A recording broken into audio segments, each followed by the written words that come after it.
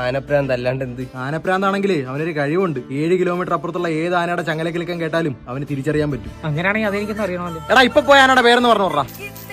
പുത്തംകുളം വലിയ പോയ ഓലനക്കല്ലാനെ രണ്ടിലൊന്ന് തൊട്ടേടാ ഇത്.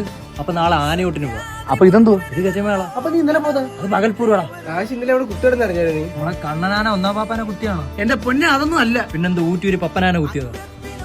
അതൊക്കെ ഇത്തിത്താനം ഗജമേള അല്ലടാ. എന്റെ ആന ചന്ത ഞാൻ പറയായിരിക്കായിരുന്നു. ആനെന്നൊക്കെ പറഞ്ഞ തൃക്കളവർ, ശിവരാജു, പാമ്പാടി, രാജൻ, ചെറുപ്പളാശ്ശേരി രാജൻ, പുതുപ്പള്ളി കേശവൻ, പുതുപ്പള്ളി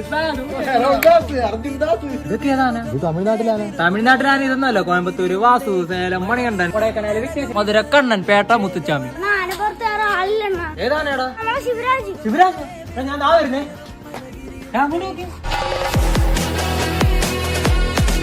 കമ്മുന്നെടുത്ത്